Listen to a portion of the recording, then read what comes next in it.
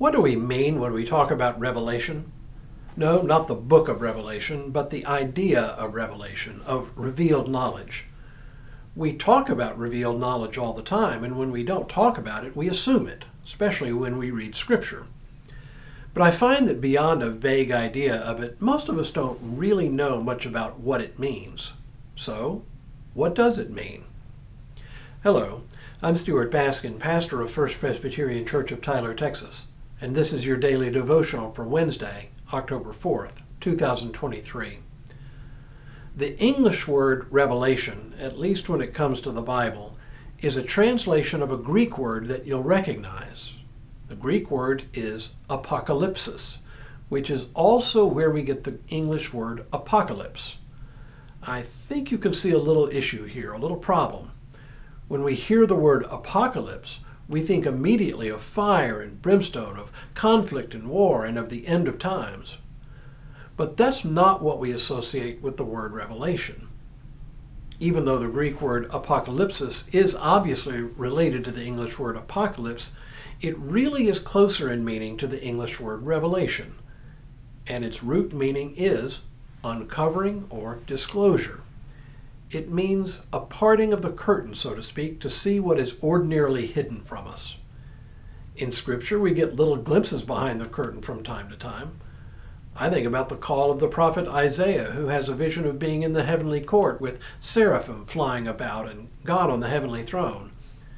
This is a revelation in the form of a vision. You see this same kind of revelation throughout the Bible, in both the Old and New Testaments. In fact, this is what the book of Revelation is. It is a peek behind the curtain, so that John sees clearly the cosmic battle being waged between the church and the Roman Empire.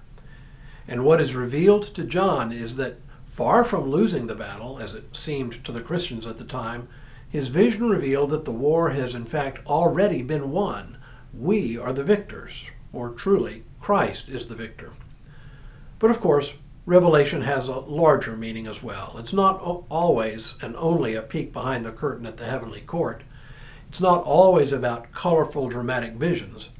It applies generally to what the Bible is for us. It is a revealing of God's will for us and for our lives.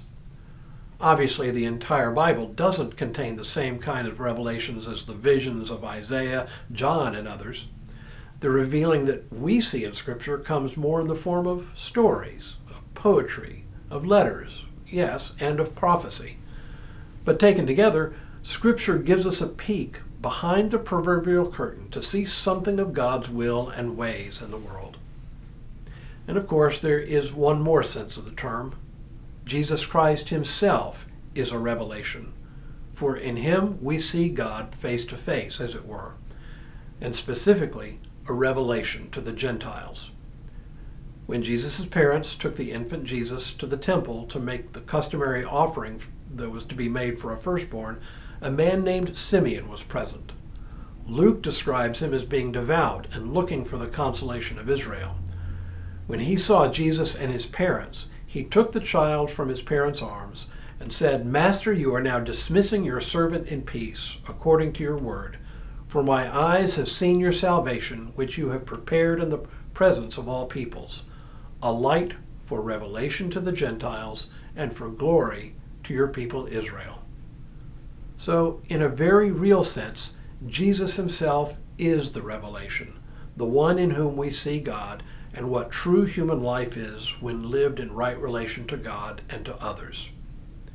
Notice that what I describe as revelation here is not a set of propositions or philosophical truths. That's not what God gives us in Revelation.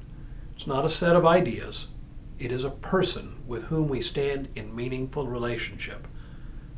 There have been those throughout the history of the church who have tended to talk about Revelation either as a set of propositions, or as a set of abstract truths, or as a list of concrete rules.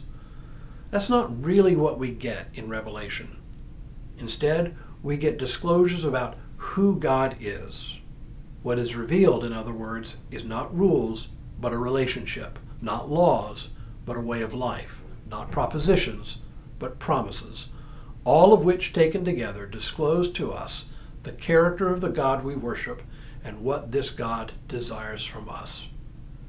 What has God revealed? God has revealed who God is. And we see this most clearly in the life, death, and resurrection of Jesus Christ. In him, the curtain behind which God is hidden from us has been parted, and we see God. Tomorrow, what are sacraments? But for now, may God continue to bless you and keep you in all that you do this day and in all the days ahead.